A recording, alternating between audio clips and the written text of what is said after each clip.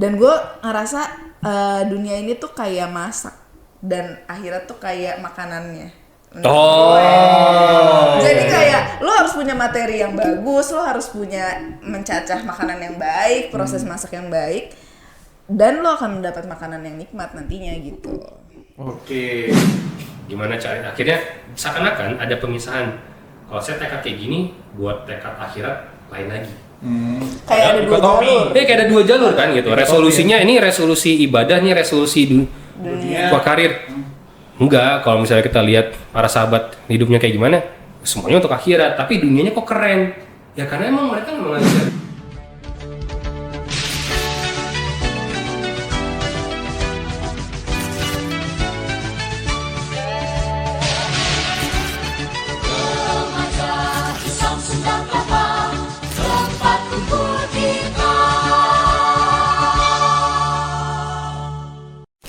Teman-teman, pertama-tama kita mau ngucapin selamat tahun baru di tahun 2026, tahun baru Masehi berarti ya?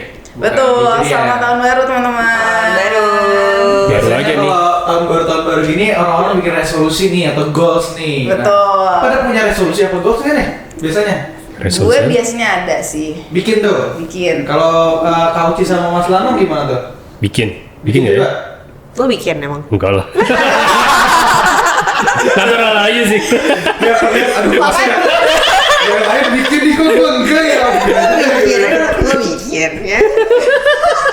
Tapi emang resolusi itu sebenarnya sepenting apa sih buat kita kayak hidup tuh harus di planning setahun ini mau ngapain gitu, atau sebetulnya kacamata buat kita bikin resolusi itu penting gak sih sebenarnya tuh? Gimana Bel? Kalau gue bikin karena gue suka aja tiap tahun tuh kayak ada chapter gitu loh, kayak ada ceritanya gitu kalau hidup gue.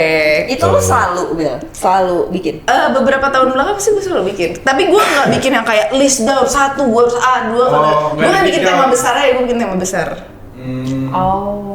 Oke. Gitu. Bisa berarti lu bikin tahun ini harus punya tabungan sekian, tapi nggak harus di dig down kayak Enggak sih. sehari berapa gitu. Gue lebih general, kayak misalkan gue tahun ini gue mau lebih bersosialisasi, pokoknya sosial tema gue gitu. Jadi karena biasanya gue kalau nggak digituin kayak nggak tahu mau ngapain gitu. Mau dibawa kemana? Mau dibawa.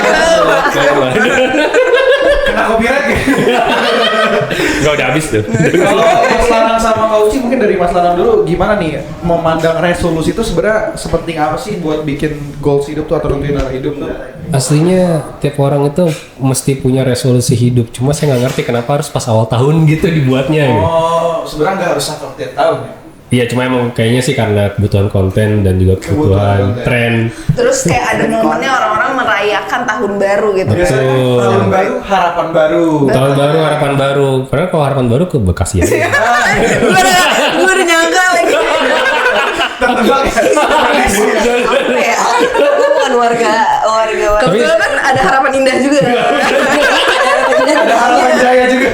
Jadi orang Bekasi tuh harapannya indah. Bener. Jadi seberapa banyak harapan?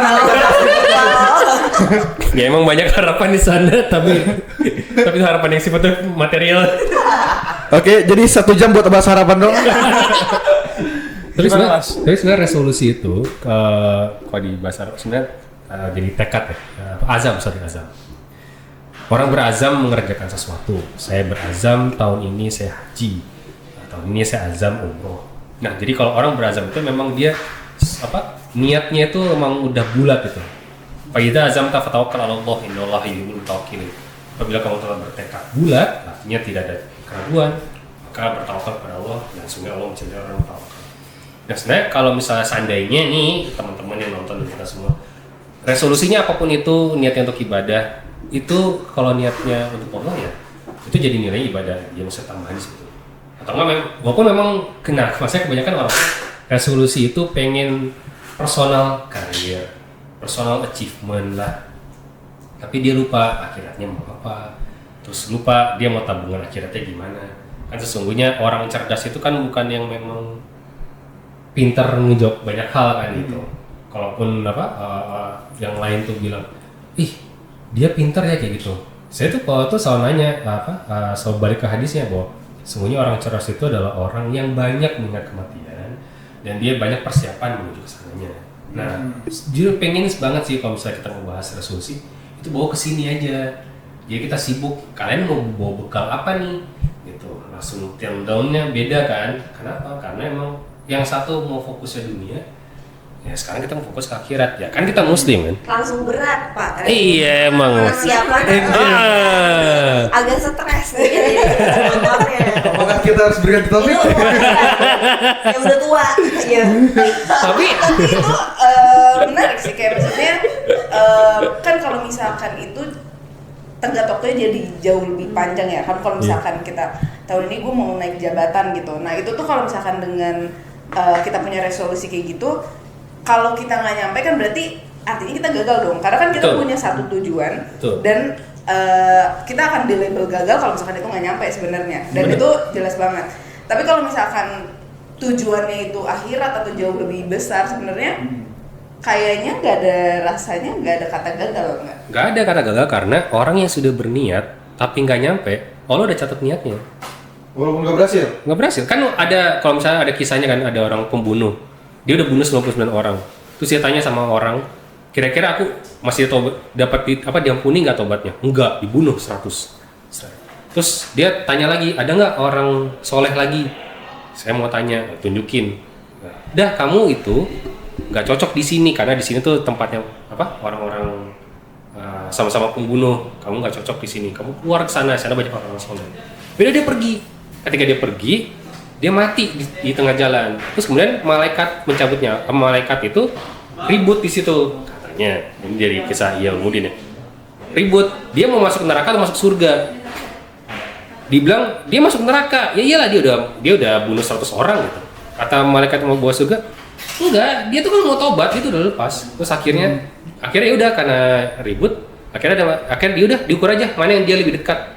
Tempat dia kemarin atau di tempat yang baru. Oh iya. Lihat cuma beda sejengkal. Oh, berarti dia lebih dekat ke tempat orang soleh. Yaudah dia masuk surga. Niat ya kan? Niat ya. Ada orang juga niat yang dia niat haji. Dia udah kumpulin uangnya segala macam. Terus kemudian tiba-tiba dia tahu bahwa tetangganya itu lapar. Yaudah duitnya dikasih semua. Dia nggak naik haji. Ajaibnya ada orang naik haji itu. Dibilang dia udah naik haji, dia lagi tawaf, terus dia istirahat capek, terus dia mimpi malaikat tuh bingung, ini siapa nih? Mereka obrolannya adalah tahun ini berapa banyak yang haji? Sekian. Berapa banyak amal diterima? Sedikit. Oh gitu. Terus tapi ada satu orang dia nggak haji tapi namanya tercatat. Terus dia bangun. Siapa tuh? Dia nggak haji tapi dia nggak ada. Terus akhirnya dia tahu namanya ini, tinggalnya di situ. Dia balik. Terus dia ngasih tahu tentang mimpinya itu. Wahai Fulan gitu, aku ngeliat kamu tuh dicatat amalnya naik haji. Apa yang kamu ngapain? Oh, ya saya sebenarnya udah bertekad naik haji. Tapi karena saya melihat tetangga itu kelaparan, semua uang hajinya saya taruh ke dia. Oh, itu rupanya. Jadi Allah emang benar catat. Tapi kenapa dia bilang dia catat? Ya kan dia udah ngumpulin duitnya. Jadi maksudnya cuma bilang, saya niat umroh gitu. Oke, buka tabungan nggak? Enggak. Terus udah siapin fisika? Enggak. Oh ya selesai, itu diam aja. Itu emang niatnya, catatannya cuma by virtue ya, Allah senang aja mau catat. Tapi itu bukan tekad gitu. Jadi kalau resolusi misalnya tekad emang beneran mau diusahakan gitu. Walaupun nggak nyampe ya. Tapi nggak nyampe itu benar-benar yang force major gitu. Yang di luar kendali. Jadi misalnya kita mau nyebarin dakwah Islam sebanyak-banyaknya. Tapi belajar ngomong enggak. Terus tag podcast enggak. Terus belajar enggak gitu. Maksudnya effort nih, ini effort ini. Kita nih effort dicatat nih. Dicatat kan, karena kita udah berusaha kayak gitu. Walaupun nyampe atau enggak sama audiensnya gitu kan. Iya, nyampe banget sih. Itu lebih karena keresahan host sih. Tapi kan maksudnya kita udah berusaha benar-benar kita nyampein yang terbaik gitu. Kita udah bikin prop lah, kita udah siapin mic-nya lah. Ada ikhtiarnya dan maksudnya orang-orang kalau bilang niat nggak sih? Oh niat lah. Niatnya kita pakainya rapi, terus ada props dan semuanya kita emang persiapan ya sebisa kita lah gitu. Nah itu maksudnya tekadnya beneran akhirnya bisa jadi tangible. Kita bisa ngeliat persiapannya. Kalau tadi Bella bilang saya mau temanya besar aja tadi kayak soal networking. Ya harus ada liatin persiapannya karena ada sunatuluhnya itu kan. Kita mau ada listnya kita mau ngapain, apa yang kita bisa kerjakan ya. Cuma misalnya, nah ini biasanya penyakitnya apalagi zaman-zaman anak sekarang adalah dia overthinkingnya karena dia nggak bisa bedain antara ini yang bisa saya kontrol, ini saya nggak bisa kontrol. Seakan-akan yang nggak bisa dikontrol adalah yang dia bisa kerjakan. Sehingga tekad saya itu, yang penting itu harus ada, padahal kan nggak bisa. Jadi tekad itu juga ada takarannya, realistis gitu. Masa saya mau dari sini kalau saya kasih contoh, saya mau ke satu luar kota dalam waktu 30 menit, bisa nggak gitu? Ya nggak bisa lah, mau tekadmu gimana nggak akan bisa. Tapi saya ke Wush, ke Bandung naik Wush, bisa 40 menit, bisa lah, karena ada jalannya. Tapi kalau dari sini mau ke Surabaya dalam waktu 4 jam mungkin nggak, kan gila. Mau tekad gimana? Nggak, saya bertekad kayak gitu. Nggak ada tekad absurd. Jadi mungkin lebih ke kalau memulai sesuatu tuh lebih ke niat dan ikhtiarnya mulainya gimana gitu. Betul. Kalau Kak Uci sendiri sebenarnya ada nggak bikin resolusi di tahun baru atau lo ada waktu-waktu tertentu untuk merefleksikan diri dan membuat goals? India evaluasi. Atau kayak lo punya journey mulai lagi yang mau lo sharing nggak? Kayak gue terakhir bikin list resolusi itu SMA kali ya? SMA. Tahun berapa tuh? Masih bahas tua banget. Sebelum Indonesia merdeka ya? Iya, dan mungkin secara nggak sadar karena akhirnya justru gue nggak bilang dari 10 list nggak ada yang terjadi sama sekali gitu ya. Tapi ternyata kadang tuh kita semangat bikin di awal, tapi konsistensi untuk bergerak ke arah situnya tuh nggak ada gitu. Karena mungkin kayak yang tadi Lanang bilang ya, waktu kita ngeset itu kan kayak optimis banget pasti bisa gitu. Tapi kita nggak cukup realistis apakah dari sisi kemampuan diri kita itu memang sanggup untuk melakukan itu gitu. Kayak akhirnya action plan-nya tuh juga jadi nggak kadang jelas gitu. Cuma banyak-banyakan bikin list aja gitu. List target tahun ini gue mau dapat promosi jabatan gitu. Tapi promosi jabatannya tuh langsung naik jadi dirut gitu. Itu kan kayak nggak realistis gitu. Ya. Nah itu Kecuali punya jalur belakang. Ya bisa sih. Gue berpapasan deh. Belakang mana? Makanya gue sama sekali nggak pernah bikin lagi resolusi. Gue akhirnya lebih suka melakukan refleksi itu ketika memang ada yang perlu gue evaluasi aja dan nggak bikin taman-taman tertentu aja gitu. Cuma gue tahu apa gue lagi bergerak ke arah mana dan shifting apa yang lagi gue lakukan. Kayak sesimpel resolusi gue nggak grande gitu, tapi gue tahu gue punya habit yang sulit gue ubah itu misalkan tidur malam gitu ya. Gue tahu gitu itu habit yang sulit banget gue ubah misalkan. Ya udah jadi langsung jalan aja gitu kayak oke, gue nggak boleh kayak gini tidur malam. Ya udah besok pun bisa langsung gue jalanin gimana caranya untuk gue akhirnya nggak tidur malam lagi gitu. Jadi gue nggak bikin resolusi awal.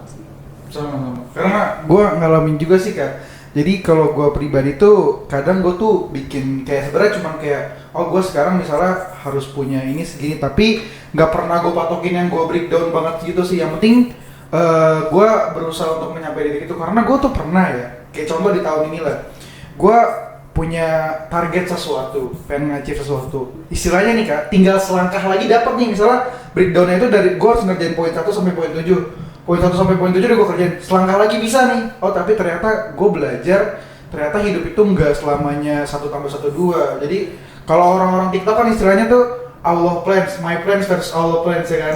My plan versus God's plan gitu. Jadi kadang itu apa versus. Yang kita rencana enggak, my plan and Allah plan gitu. Kok versus ya? Oh bukan versus. Beda, maksudnya beda. Versus tuh Tolong dikat. Iya. Salah. Jadi bener. Lebih berbeda kayak mungkin plannya Farhan sama realitanya nanti mungkin beda. Karena rencana Allah kan lebih baik gitu. Sama yang gue lihat kita semangat di awal tuh karena pengen banyak-banyakan gitu. Wah, gua harus rajin olahraga, nih tahun ini harus bisa masak, harus keterima di mana, harus punya tabungan berapa. Tapi pada akhirnya yang dikerjain pun nggak jelas mau kemana gitu. Jadi tapi kan, nah di beberapa momen ini kan tentang mulai lagi nih.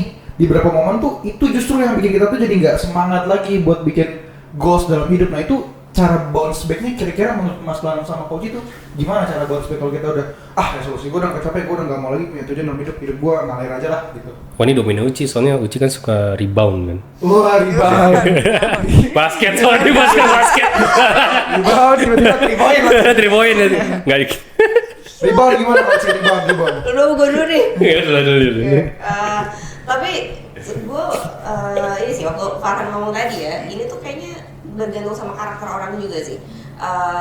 Ada beberapa orang yang mungkin dengan dia membuat target secara visual gitu ya, kayak yang Bella bilang tadi, itu mempermudah dia untuk menjalani hidupnya gitu. Tapi ada orang-orang yang mungkin kayak kita nih Han, yang at the end tuh tahu bahwa kita bukan orang yang bisa dikunci sama rules. Iya. Yang lebih suka sesuatu yang fluid gitu, kayak Betul banget. ya gue tuh dengar salah satu podcast dan gue suka banget kata-kata ini. Kalau di gue itu lebih nyaman ketika gue punya target, gue tahu gue mau kemana, tapi gue nggak mengikat diri gue harus. Jadi arah gue itu tidak pernah berubah. Kayak contoh, gue sampai hari ini karena gue tahu gue suka bisnis dan gue tahu bisnis itu kalau bisa berdagang ya itu punya mata rantai kebaikan yang panjang banget. Jadi sampai sekarang yang tidak pernah berubah dari gue adalah mimpi bahwasannya gue bisa memiliki kebermanfaatan dari satu bisnis apapun itu yang nanti bisa gue bangun gitu. Ya kalau Wardah bisa berhasil, Wardah adalah visualisasi ketika dreams gue itu mungkin akan kesampaian. Kalau Allah mengizinkan, gue akan punya. Tapi arahnya tidak berubah. Tapi kapannya gue nggak mau kunci. Karena tadi gitu. Karena kita akan dihadapkan dengan realita takdir versi rencana kita versus rencana kita versus takdirnya Allah gitu. Dan semua takdirnya Allah itu pasti baik gitu kan. Jadi untuk membuat gue lebih fleksibel memaknai itu, yang tidak gue ubah adalah arahnya. Bisa jadi mungkin bisnis gue tidak sebesar Wardah. Wardah oke nih kalau lagi tap in followernya. Boleh masuk kali. Ini bisa diganti kok. Bisa banget. Gak sebesar Paragon gitu. Mungkin Uci cuma bisa punya warung Madura gitu atau warkop doang. Tapi kan arahnya tidak berubah sama, tapi bentuknya nggak pasti sama persis. Mungkin bukan di tahun ini, tapi 10 tahun lagi. Nah, arah itu yang gue lebih suka untuk gue tahu gue mau kemana, mau seperti apa, tapi kapan dan bagaimananya itu bisa fluid lah.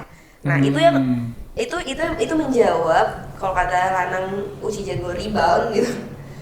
Ketika akhirnya nanti ada kita kan kondisinya nggak selalu stabil ya.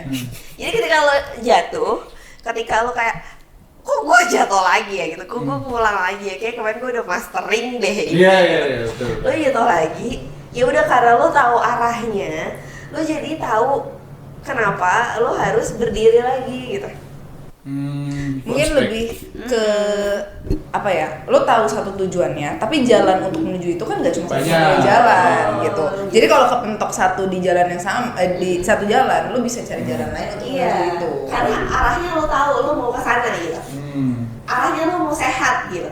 Kalau lo nyoba lari ternyata nggak bisa, lo kan bisa ganti, nggak usah lari. Jogging.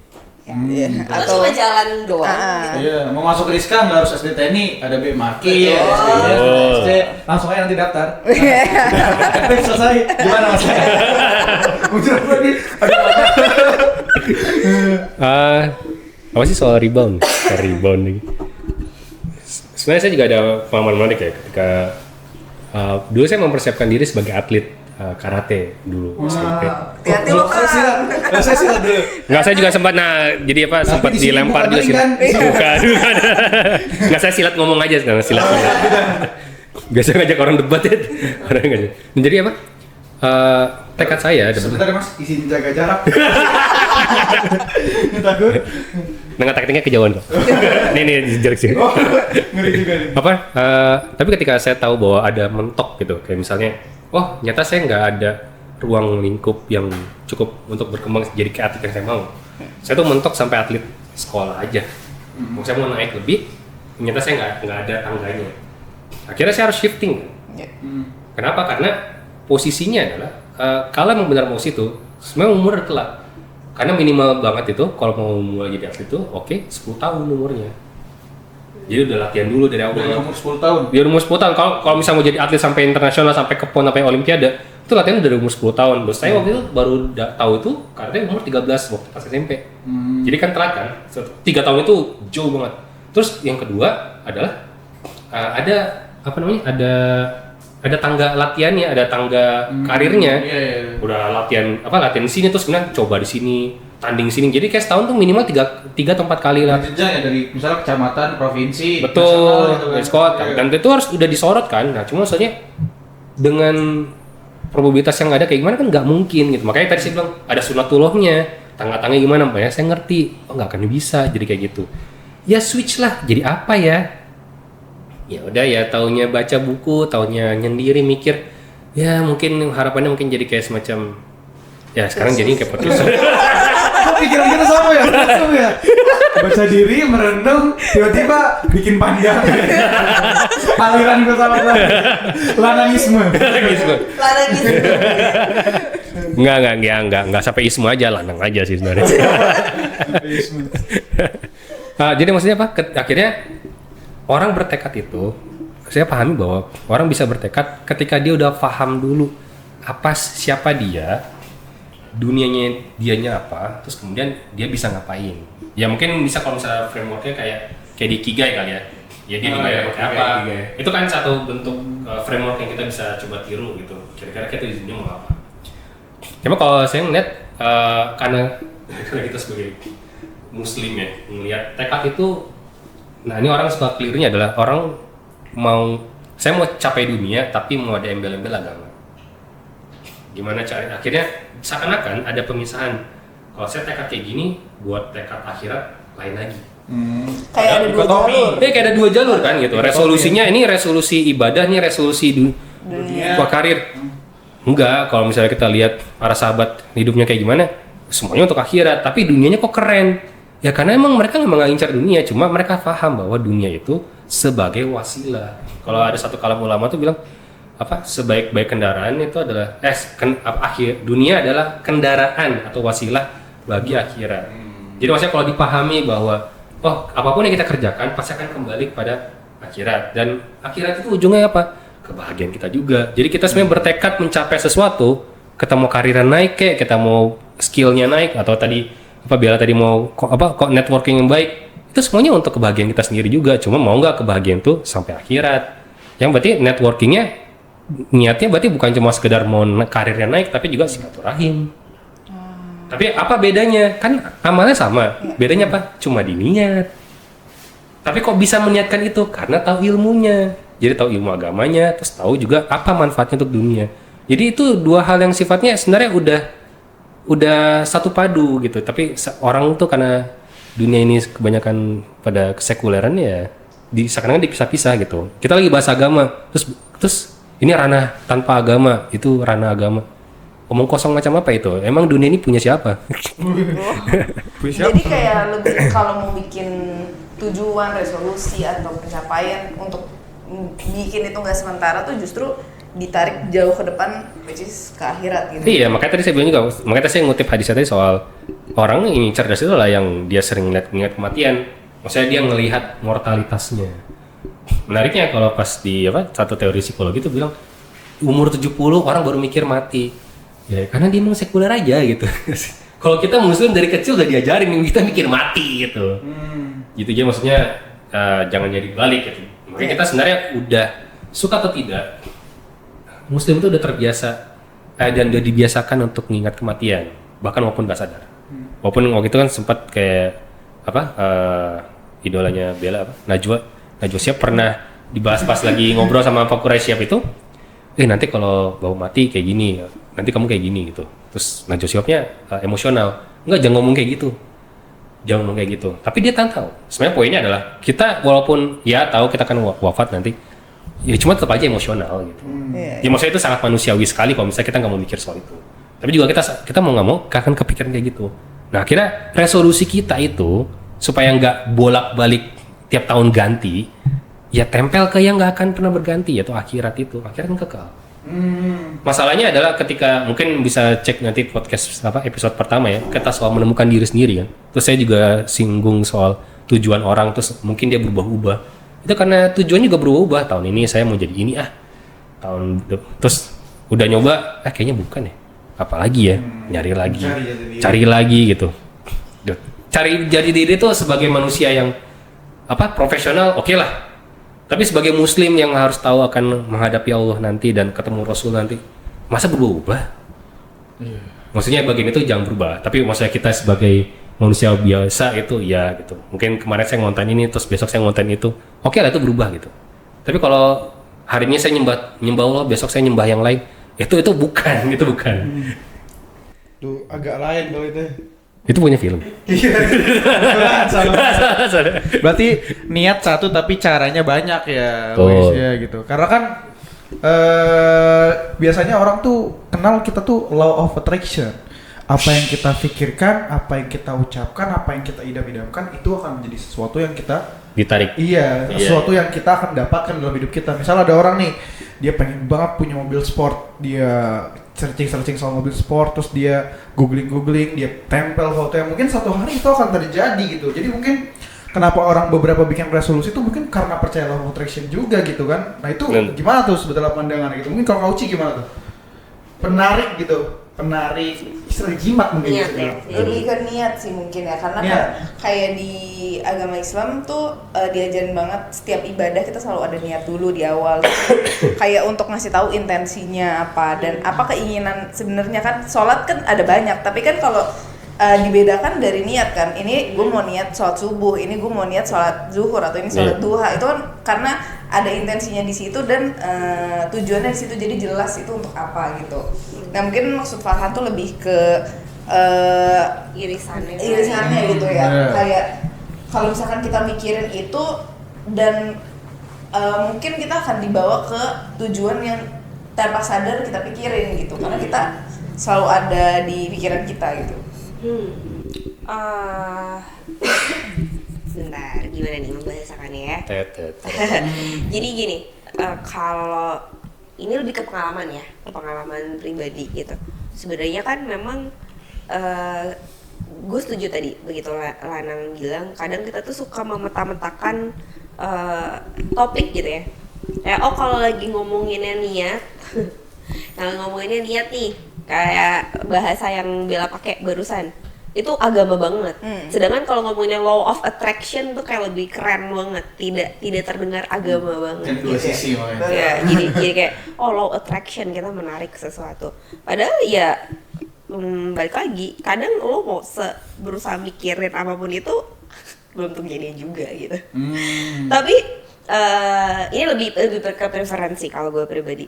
Tapi gini, kalau versi niat nih, versi yang orang-orang label ini agama banget, lo akan selalu mendapatkan apa yang lo niatkan kan. Ini nama lo niat. Lo akan selalu mendapatkan apa yang lo niatkan gitu.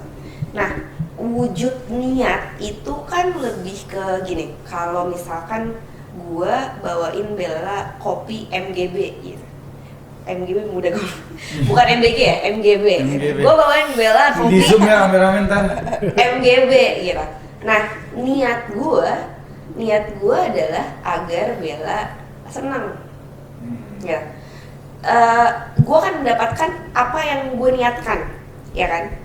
Pertanyaannya, kalau ternyata pas gue kasih kopi ini Bella nggak senang, berarti niat gue gagal loh. Berarti gue jadi tidak mendapatkan apa yang gue niatkan loh. Mirip kan? Kalau misalkan law of attraction tadi misalkan gue ternyata menarik energi, gue udah memanifestasikan dengan membawa kopi ini, Bella suka, Bella pasti senyum terus pas gue kasih ternyata dia nggak senyum, berarti gue nggak menarik dong, runtuh dong teorinya. Oh iya juga sih. Ya kan? Makanya yang Bang Lana bilang tadi lebih ke karena udah diniatin aja sebenarnya. Kalau di Islam itu udah bernilai, udah bervalue karena udah niat aja. Itu kan gini, mungkin gue akan bicara dari sudut pandang yang tidak membicarakan konteks ada sesuatu yang akan kita petik di akhirat. Oke. Ya, gue akan bicara dari POV yang agak keluar dari konteks itu. Gimana kalau ternyata lu nggak perlu menargetkan dan menempatkan apapun itu sebagai hasil dari tindakan lo. Maksudnya gimana tuh? Maksudnya lo tidak mau mengambil apapun dari tindakan lo gitu? Saat gue mau memulai lagi ya, contohnya ya, kayak kopi tadi deh, paling gampang ya. Gue mau bawain kopi buat Bella, ya udah karena gue mau bawain kopi buat Bella aja. Dengan bawain kopi buat Bella, gue seneng. Yang seneng gue, bukan Bella. Jadi kayak ketika gue membuat target, gue mau sehat gitu ya. Kayak tadi, makanya jadi lebih gampang. Ini Uci lagi ngomong sama dirinya sendiri ya. Udah ngomong sama dirinya sendiri, bukan buat teman-teman gitu. Karena gini, gue lagi melatih ngomong ke diri gue sendiri juga. Hal yang paling sulit dan kadang kita tuh suka nggak sadar. Coba teman-teman lebih jujur sama diri sendiri ya. Apakah dari semua to-do list yang lo bikin itu benar-benar murni untuk diri lo? Enggak sih. Atau masih ada 5%, 10% kalau lo tarik lebih dalam lagi, itu ada faktor eksternal yang ingin lo puaskan dari itu semua. Jujur ya. Orang tua lo, anak lo, istri lo, suami lo, agama lo alumni dari mana. Itu yang gue maksud, berapa persen yang sebenarnya kalau lo mau jujur apa yang lo lakukan itu sebenarnya benar-benar untuk diri lo sendiri. Mungkin lebih ke kalau gue ngerasa semua yang orang lakukan atau decision yang orang pilih itu sebenarnya dia punya tujuan tersendiri untuk mendapatkan sesuatu yang diinginkan. Cuman masalahnya kalau misalkan keinginan dia itu bentuknya eksternal yang nggak bisa dia kontrol, biasanya lebih banyak kecewanya karena kita berharapnya sama orang lain kan. Kalau berharapnya sama Allah itu nggak bakal kecewa gitu.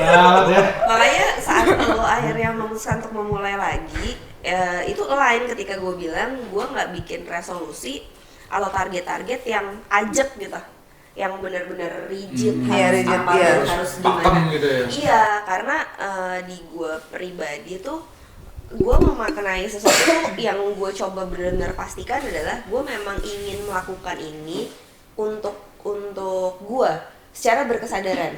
Karena di end of the day gini, yang benar-benar bisa mengoreksi niat itu kan bahkan bukan diri lo sendiri. Makanya yang mempunish dosa, pahala, surga, neraka itu kan otoritasnya Tuhan kan, Allah, bukan siapapun di dunia ini, ya. Jadi bahkan hasil akhir lo di akhirat pun saat lo melakukan apa yang lo lakukan hari ini, lo sholat, lo ibadah, lo berbuat baik, ya belum tentu juga. Apa yang menggaransi ketika lo berbuat baik menurut lo, lagi-lagi ya, menurut lo ternyata itu diterima. Kayak tadi cerita Lanang, bahkan orang yang tadinya akhirnya dia nggak jadi pergi haji, dia ngasih itu ke orang lain, justru hajinya dia diterima. Sedangkan orang yang spending money-nya, dia udah melakukan semua ritual haji, malah nggak diterima. Apa lo tidak menderita ketika lo melakukan sesuatu dengan meyakini hasilnya sesuai dengan apa yang lo pikir? Seperti itu. Aduh, iya lagi. Ternyata bener-bener. Iya lagi. Jadi gue sedang, balik lagi ya, Uci lagi ngomong sendiri sendiri. Halo. Ya, halo. Jadi gue sedang belajar untuk lebih tenang, tidak peduli sama hasilnya dalam konteks dunia ataupun akhirat, karena itu melelahkan. Apalagi ngomongin akhirat gitu, kayak gue gak ngerti Allah tuh akan gimana, capek banget. Gue cuman pengen memegang satu pegangan. Ketika gue bergerak dengan sesuatu yang welas asih, maka di situ ada sifat Tuhan yang bekerja, dan gue nggak mau mendengar siapapun yang bicara bahwa Tuhan gue itu algojo yang hobinya memberi hukuman. Lo kalau nggak pakai jilbab, nanti rambut lo akan ditebalikin di neraka, lo akan dididihkan di neraka. Enggak, gue nggak peduli. Lo ngomong kayak gitu nggak temenan sama gue. Karena apa? Karena gue cuma pengen Uci hanya ingin mengenal Tuhannya Ar-Rahman dan Ar-Rahim. Gue tidak ingin zat yang gue cintai itu gue kenal dalam konteks seolah-olah dia itu tidak maaf dan mengampun. Jadi gue memilih, gue memilih secara sadar tidak berfokus kepada hasil akhir, karena saat gue menempatkan banyak hal di dalam hidup gue, terus gue kayak judgementnya itu nanti kalau kayak gini dapetnya gini nggak, kalau kayak gini ini nggak, gitu. Kayak ya itu tadi bener cerita lanang itu kan tadi udah ngasih contoh ya gitu. Bahkan pembunuh udah bunuh 100 orang aja masih diterima taubatnya gitu. Mungkin lebih ke fokusnya tuh lebih ke prosesnya, lebih ke perjalanannya instead of kita mikirin resultnya, karena sebenarnya kita kasih yang terbaik aja dulu gitu kan. Sama ikhtiarnya kita, karena itu apa yang bisa kita kontrol, sedangkan resultnya nggak bisa kita kontrol. Yang kontrol siapa? Yang kontrol ya yang membuat ceritanya skrip. Soalnya itu jadi sulit menerima sih Bel. Ini benar. pengalaman gue ya. Sulit menerima ketika kita tuh menempatkan di kepala kita bahwa usaha itu akan membuahkan hasil gitu. Sedangkan Allah nggak bilang takdirnya itu akan sesuai dengan hasil yang kita mau. Berat kan? Lo berat gak? Lo naksir sama seseorang, lo maunya dia, tapi ternyata Allah bilang bukan dia. Gimana? Lo udah effort ya kan? Iya, makanya memaknai fokusnya ke dalam, fokusnya ke diri sendiri itu nggak segampang ngomonginnya. Bener sih. Jadi punya tujuan boleh, punya niat boleh, tapi jangan kayak semata-mata, ini harus hasil yang didapat gitu, ini harus gua dapat, ini pokoknya gua udah berusaha keras, ini harus gua dapetin. Enggak, karena hidup kita tuh tidak terskrip yang kita tahu skripnya itu seperti apa ya gitu. Soalnya kan kita hamba Allah. Nah, Lepasin aja dia. Maksudnya bukan sebelum kita jadi saya gitu, jadi lanang, sebelum kalian jadi Uci, jadi Bella, jadi Farhan, kalian tuh hamba Allah dulu. Jadi maksudnya takdirnya itu udah lebih kuasa itu. Memang akhirnya kita meyakini bahwa Allah memberikan kita kebebasan dalam memilih bentuk amalnya. Kita bisa memilih bentuk manfaat apa yang kita bisa ambil. Tapi tetap saja ujungnya semuanya ada sunatullahnya. Kita mau pergi, perlu naik mobil, perlu duit lah, perlu waktu. Tadi mau naik haji, pakai duit, pakai kekuatan. Tapi ujungnya yang lebih ultimate ya, ultima adalah akhiratnya kayak gimana. Cuma nanti kalau tadi bilang bahasa Nuci adalah nggak mau mikirin terlalu jauh ya, kita mikir yang dekat aja, kita yang diri kita sendiri dulu kayak gimana, sanggupnya apa. Nah, makanya sebenarnya niat kita bisa niat sesuatu tuh karena kita paham dulu gitu. Teman-teman tuh mau nonton kita tuh karena tahu ada keresahan kan yang mau dijawab gitu, terus kira-kira kayaknya mau nonton ini, pengen kan. Tuh, jadi sesuai, jadi maksudnya dari kita taunya gimana, baru akhirnya kita meniatkan, saya mau kesini. Nah, dulu saya juga ke Rizka kayak misalnya cuma mau gaul sama yang lebih soleh aja gitu, mau ngebiasain buat bisa ke masjid gitu yang tadinya nggak pernah sama sekali. Terus ya udah alhamdulillah akhirnya dengan biasa kesini jadi alhamdulillah tercapai kan. Tapi kan itu karena Allah juga yang memampukan gitu. Jadi maksudnya tekad itu juga akhirnya kita, mungkin orang juga kecelenya adalah ketika nyangka kalau yang memampukan kita sampai ke tekad itu adalah diri kita sendiri, padahal bukan juga. Luar biasa. Andai ya kalau beneran itu perspektif kita aja, kalau karena kita ngerasa kita yang mikir dan kita yang memilih, tapi sebenarnya itu udah kode dan kodar Allahnya gitu ya. Wah, mantap banget sih. Mantap bisa banget ya kayak. Jadi kalau menurut Farhan gimana? Menurut gue tadi dari rangkuman mulai lagi nih. Gue tuh belajar tadi sebenarnya satu hal yang tadi gue ceritain juga yang dalam tahun ini tuh kayak gue udah pengen meng-achieve sesuatu, istilahnya udah tinggal selangkah lagi, itu tujuan gue dari awal, ternyata gagal. Dan ternyata kita kan kadang hidup tuh harus shifting atau rebound lah tadi kata Kak Uci ya gitu. Jadi yang gue pelajari itu pada hari ini dari mentor-mentor kita, emang kita boleh punya niat, boleh punya goals. Kok pernah ketawa sih?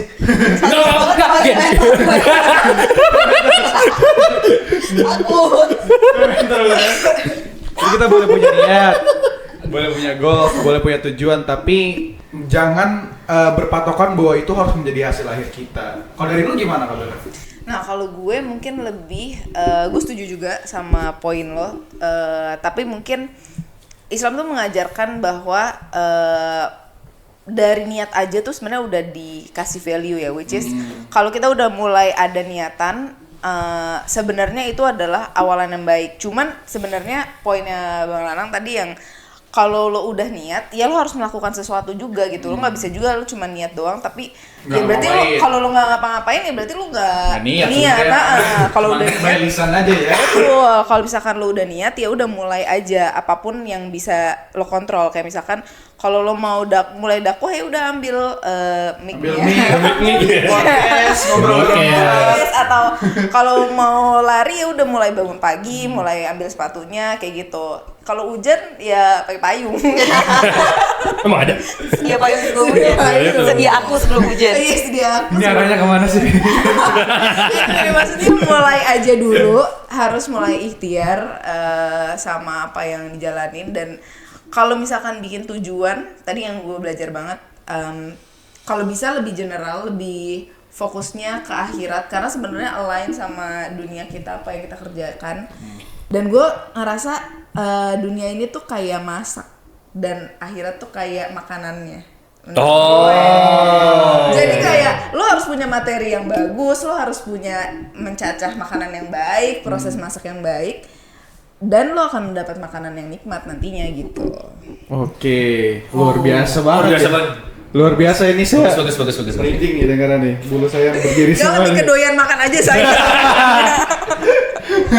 Jadi mungkin itu ya teman-teman di episode kali ini, mulai jangan takut untuk mulai kembali ya gitu kan. Di tahun-tahun baru ini kan banyak yang bikin resolusi tapi banyak orang yang gagal dan akhirnya kecewa dengan resolusi tersebut. Betul. Mungkin di podcast kali ini yang bisa kita tangkap dan kita jadikan pembelajaran, hidup tuh mungkin harus punya tujuan yang ukhrawi tadi ya. Akhirat bahwasanya kita hamba Allah, tapi kita nggak boleh mematokkan hasil akhir itu selalu menjadi apa yang kita inginkan. Kadang mungkin karena rencana Allah itu adalah lebih baik daripada rencana yang telah kita siapkan. Dan Mungkin- bukan versus ya, tolong. klarifikasi. Mungkin itu sekian dari gue Farhan dan juga rekan gue Ya, dan juga dari mentor kakak kita ada Kak Uci sama Bang Lanang di sini. Sampai jumpa ke episode selanjutnya. Dadah. Jangan lupa like, subscribe, dan komen.